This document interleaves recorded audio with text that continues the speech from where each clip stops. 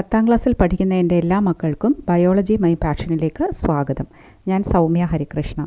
നമുക്ക് life process എന്ന ചാപ്റ്ററിൽ തുടങ്ങി കുറേ ഇമ്പോർട്ടൻറ്റ് ക്വസ്റ്റ്യൻസ് നോക്കാം. പാർട്ട് 1-ൽ ഞാൻ ഓട്ടോട്രോഫിക് ന്യൂട്രീഷനിലുള്ള ഇമ്പോർട്ടൻറ്റ് ക്വസ്റ്റ്യൻസ് ആണ് നോക്കുന്നത്. ടെക്സ്റ്റ് ബുക്കിലെ എല്ലാ ഇമ്പോർട്ടൻറ്റ് കോൺസെപ്റ്റും കവർ ചെയ്യുന്ന രീതിയിലാണ് ഞാൻ ക്വസ്റ്റ്യൻ ഫ്രെയിം ചെയ്തിരിക്കുന്നത്. അതുകൊണ്ട് തന്നെ നിങ്ങൾക്ക് ഒരു മാർക്ക് പോലും നഷ്ടമാകാതിരിക്കാൻ കഴിയും. അതുപോലെ തന്നെ മൾട്ടിപ്പിൾ ചോയ്സ് ക്വസ്റ്റ്യൻസ് ഞാൻ ഓൾറെഡി അപ്ലോഡ് ചെയ്തിട്ടുണ്ട്. ഇത് കാണണമെങ്കിൽ നിങ്ങൾ biology my passion extra questions എന്ന് ടൈപ്പ് ചെയ്യുക, അല്ലെങ്കിൽ MCQ ലൈഫ് പ്രോസസ്സസ് MCQ എന്ന് ടൈപ്പ് ചെയ്താലും നിങ്ങൾക്ക് ലഭിക്കും. ഞാൻ അതിൻ്റെ ലിങ്കും ഡിസ്ക്രിപ്ഷൻ ബോക്സിൽ ഇട്ടേക്കാം. നിങ്ങളുടെ അറിവിലേക്കായി ഞാൻ ഈ ചാനലിലെ എല്ലാ ടോപ്പിക്കും മലയാളത്തിലും ഇംഗ്ലീഷിലും വീഡിയോകൾ ചെയ്യുന്നുണ്ട്.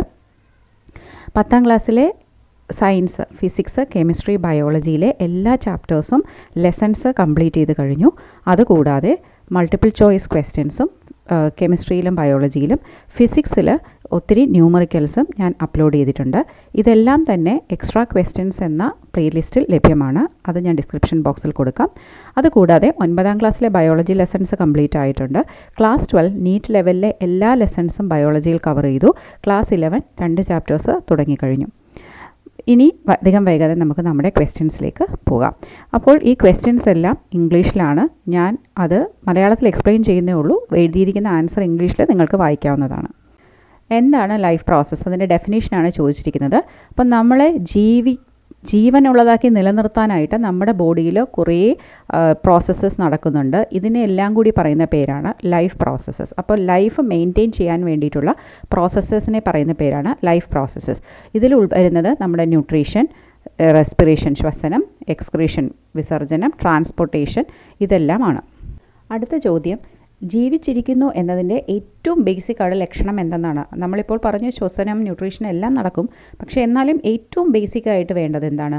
മോളിക്യുലാർ മൂവ്മെൻറ്റ്, അതായത് തന്മാത്രയുടെ ലെവലിലുള്ള മൂവ്മെൻറ്റ്സ് ആണ് നമുക്ക് ആവശ്യം. ഇപ്പോൾ നമ്മൾ പറഞ്ഞ ക്വസ്റ്റ്യനുമായിട്ട് ബന്ധപ്പെട്ടതാണ് അടുത്ത ചോദ്യം. Are viruses consider living, why or why not? വൈറസിനെ നമ്മൾ ഒരു ക്ലാസിഫിക്കേഷനിലും ഉൾപ്പെടുത്തിയിട്ടില്ല. പ്ലാന്റിലും ആനിമലിലും മൈക്രോബ്സിലും ഒന്നുമില്ല.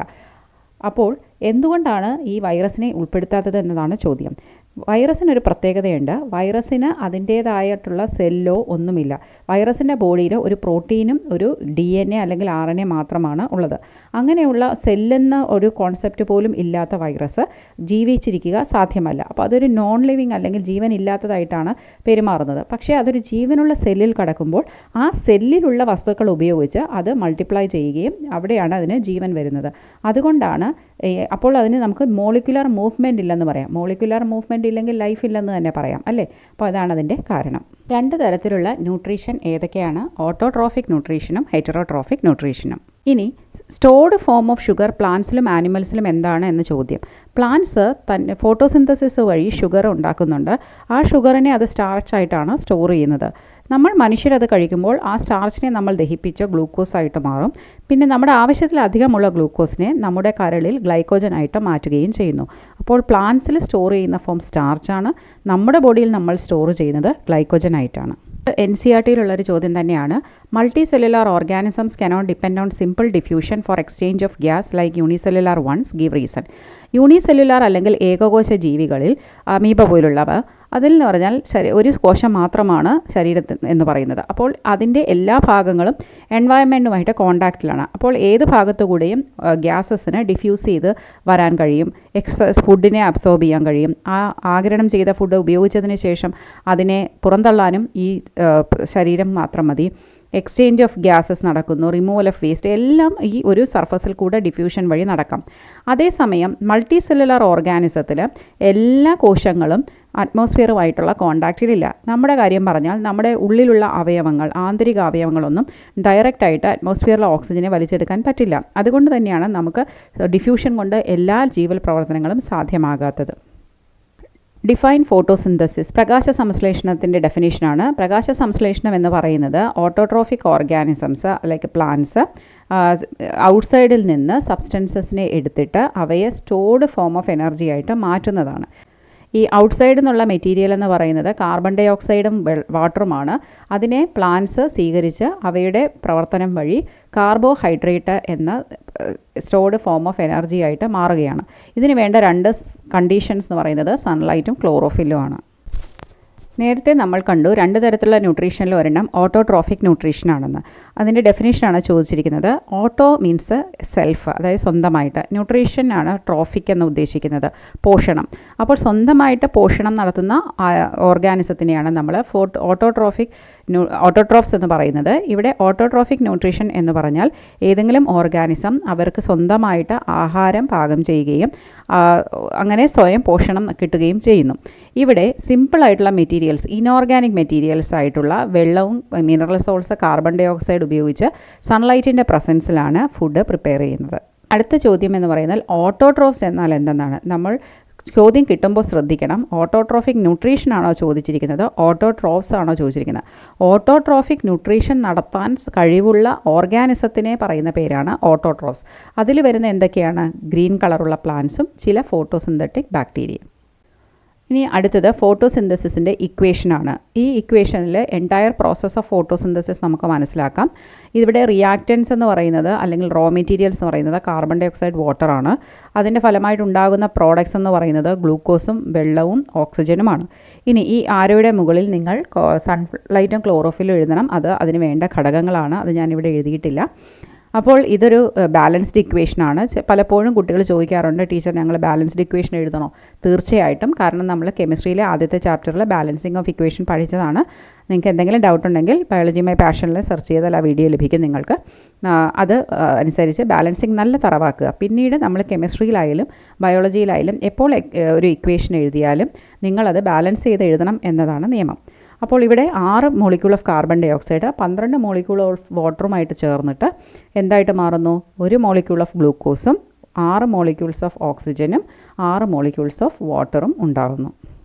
ഇനി ഫോട്ടോസിന്തസിൻ്റെ സ്റ്റെപ്സാണ് ചോദിച്ചിരിക്കുന്നത്. ഫോട്ടോസിന്തസിസ് 3 ഘട്ടങ്ങളായിട്ടാണ് നടക്കുന്നത്. ആദ്യത്തെ ഘട്ടം എന്ന് പറയുന്നത് പ്രകാശത്തെ ആഗിരണം ചെയ്യുക എന്നുള്ളതാണ്. അതിനായിട്ടാണ് പ്ലാന്റിൽ ക്ലോറോഫിൽ ഉള്ളത്. അത് ക്ലോറോഫിലിന് മാത്രമേ പ്രകാശത്തെ ആഗിരണം ചെയ്യാൻ പറ്റുള്ളൂ.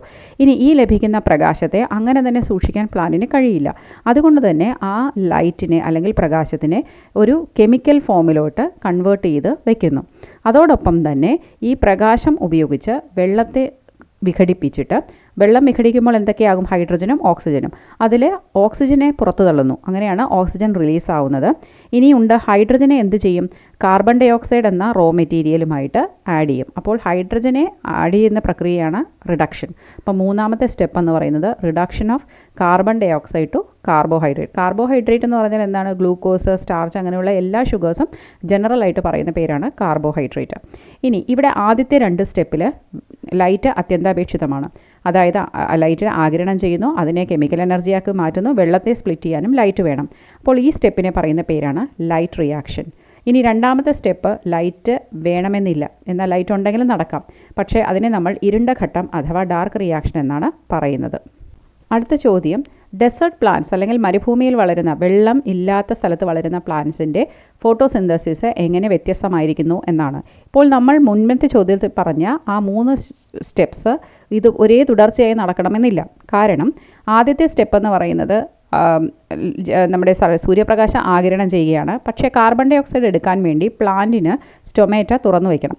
പക്ഷേ ഇങ്ങനെ സ്റ്റൊമേറ്റ തുറക്കുന്ന സമയത്ത് ധാരാളം വെള്ളം ട്രാൻസ്പിറേഷൻ വഴി നഷ്ടമാകാൻ ചാൻസ് ഉണ്ട്. മരുഭൂമിയിലുള്ള പ്ലാന്റ്സിന് ഇങ്ങനെ സ്റ്റൊമേറ്റ വഴി വെള്ളം നഷ്ടപ്പെടുന്നത് അവരുടെ ലൈഫ് പ്രോസസ്സിനെ തന്നെ ബാധിക്കും. അതുകൊണ്ട് തന്നെ ഇങ്ങനെയുള്ള പ്ലാന്റ്സ് പകൽ സമയങ്ങളിൽ അവരുടെ സ്റ്റൊമേറ്റ ക്ലോസ് ചെയ്ത് വയ്ക്കും. അപ്പോൾ സ്റ്റൊമേറ്റ ക്ലോസ് ചെയ്ത് വെച്ചാൽ കാർബൺ ഡൈ ഓക്സൈഡ് എടുക്കാൻ പറ്റില്ല അല്ലേ? അതുകൊണ്ട് അവ എന്ത് ചെയ്യും? രാത്രിയിൽ സൺലൈറ്റ് ഇല്ലാത്തപ്പോൾ സ്റ്റൊമേറ്റ തുറന്ന് കാർബൺ ഡൈ ഓക്സൈഡ് എടുക്കുന്നു. അപ്പോൾ ട്രാൻസ്പിറേഷൻ എന്നുള്ള പേടി വേണ്ട. ഈ കാർബൺ ഡൈ ഓക്സൈഡിനെ ഒരു ഗ്യാസാണ് അല്ലേ, അതിനെ ഒരു ഇൻ്റർമീഡിയറ്റ് കമ്പൗണ്ടായിട്ട് കയ്യിൽ കരുതുന്നു. പിന്നീട് ലൈറ്റിൻ്റെ സാന്നിധ്യത്തിലാണ് ഫോട്ടോസിന്തസിസ് കംപ്ലീറ്റ് ചെയ്യുന്നത്. What are the raw materials needed for photosynthesis? ഫോട്ടോസിന്തസിസിന് റോ മെറ്റീരിയൽ എന്ന് പറയുന്നത് കാർബൺ ഡൈ ഓക്സൈഡ്, വാട്ടറുമാണ്. എന്നാൽ ഫോട്ടോസിന്തസിസിന് വേണ്ട ഘടകങ്ങൾ ഏതൊക്കെയെന്ന് ചോദിച്ചാൽ ഫോട്ടോസിന്തസിസിന് വേണ്ട ഘടകങ്ങൾ carbon dioxide, water, sunlight, chlorophyll എന്ന് എഴുതണം. ഓക്സിജൻ ഫോട്ടോസിന്തസിസിൻ്റെ സമയത്ത് റിലീസ് ആവുന്നുണ്ട്. ഇതിൻ്റെ സോഴ്സ് എന്തെന്നാണ് ചോദ്യം. നമ്മൾ ഓൾറെഡി കണ്ടു കഴിഞ്ഞു. രണ്ടാമത്തെ സ്റ്റെപ്പിൽ നമ്മൾ പറഞ്ഞു വെള്ളത്തെ ബ്രേക്ക് ചെയ്തിട്ടുണ്ടാകുന്ന ഓക്സിജനാണ് പുറത്തു പോകുന്നത്. അപ്പോൾ ഓക്സിജൻ്റെ സോഴ്സ് എന്ന് പറയുന്നത് വാട്ടറാണ്. What are stomata? Right their function. ഇലകളുടെ എല്ലാം സർഫസിൽ കാണുന്ന ചെറിയ പോഴ്സിനെയാണ് നമ്മൾ സ്റ്റൊമേറ്റ എന്ന് പറയുന്നത്. ഇവയുടെ ഫങ്ഷൻ എന്ന് പറയുന്നത് ഗേഷ്യസ് എക്സ്ചേഞ്ച് ആണ്. അതായത് ഓക്സിജനും കാർബൺ ഡൈ ഓക്സൈഡേക്കും അകത്തേക്കും പുറത്തേക്കും പോകുന്നത് ഇവയിലൂടെയാണ്. അതുകൂടാതെ ട്രാൻസ്പിറേഷനും ഇതിൻ്റെ ഫങ്ഷനാണ്.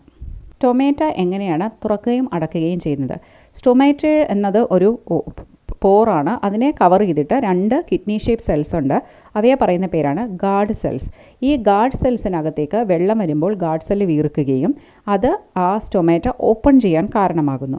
എന്നാൽ ഈ വെള്ളം പുറത്തേക്ക് പോകുമ്പോൾ ഈ ഗാർഡ് സെൽസ് ചുരുങ്ങുകയും അത് സ്റ്റൊമേറ്റൽ പോറിനെ ക്ലോസ് ചെയ്യുകയും ചെയ്യുന്നു. അപ്പോൾ സ്റ്റൊമേറ്റ ഓപ്പണും ക്ലോസും ചെയ്യുന്ന ഗാർഡ് സെൽസിലാണ് അവയുടെ വെള്ളത്തിൻ്റെ അളവനുസരിച്ചാണിത് സംഭവിക്കുന്നത്. Define transpiration. പ്ലാന്റിൽ നിന്ന് എക്സസ് ആയിട്ടുള്ള വാട്ടർ സ്റ്റൊമേറ്റയിൽ കൂടി വാട്ടർ വേപ്പറിൻ്റെ രൂപത്തിൽ പുറത്തു പോകുന്നതിനെയാണ് നമ്മൾ ട്രാൻസ്പിറേഷൻ എന്ന് പറയുന്നത്. ഈ ട്രാൻസ്പിറേഷന് വളരെ സിഗ്നിഫിക്കൻസ് ഉണ്ട്. അതിൻ്റെ പ്രാധാന്യം എന്തെന്നാൽ 1 ഇത് അധികമുള്ള ജലം പുറത്തു കളയാൻ സഹായിക്കുന്നു. 2 ഇത് ഈ ജലം പുറത്തു പോകുമ്പോൾ തന്നെ അതിൻ്റെ ടെമ്പറേച്ചർ റെഗുലേഷനും സാധ്യമാകുന്നു. ഗാർഡ് സെൽസിൽ കാണുന്ന സ്ട്രക്ചേഴ്സ് എന്തൊക്കെ? ഇത് സ്റ്റൊമേറ്റയുടെ സ്ട്രക്ചറിൽ വരുന്നതാണ്. ഗാർഡ് സെൽസിൽ നമ്മൾ കാണുന്നത് ക്ലോറോപ്ലാസ്റ്റ്, നിരവധി ക്ലോറോപ്ലാസ്റ്റും ന്യൂക്ലിയസുമാണ്. Which part of leaf has more number of stomata? Why? എപ്പോഴും ലീഫിൻ്റെ അടിഭാഗത്താണ് കൂടുതൽ സ്റ്റൊമേറ്റ കാണുന്നത്. നമുക്കറിയാം മുകൾ ഭാഗം കടുത്ത പച്ച നിറത്തിലും അടിഭാഗം ഇളം പച്ച നിറത്തിലുമാണ് കാണുന്നത്. ആ ഇളം പച്ച നിറമുള്ള ഭാഗത്താണ് കൂടുതൽ സ്റ്റൊമേറ്റ ഉള്ളത്. അതിന് കാരണം എന്തെന്നാൽ അടിഭാഗം സൂര്യപ്രകാശത്തിനോട് ഡയറക്റ്റായിട്ട് വരുന്നില്ല. അതുകൊണ്ട് തന്നെ ട്രാൻസ്പിറേഷൻ്റെ അളവ് കുറവായിരിക്കും. അപ്പോൾ കൂടുതൽ സ്റ്റൊമേറ്റ ഉണ്ടായാലും അത് ഗേഷ്യസ് എക്സ്ചേഞ്ചിന് സഹായിക്കും. എന്നാൽ ട്രാൻസ്പിറേഷൻ അധികം നടക്കുന്നുമില്ല. ഇനി ഇതിൽ വരുന്ന മറ്റൊരു ക്വസ്റ്റ്യനാണ് ക്ലോറോഫിലിൻ്റെ പ്രാധാന്യം എന്തെന്നുള്ളത്.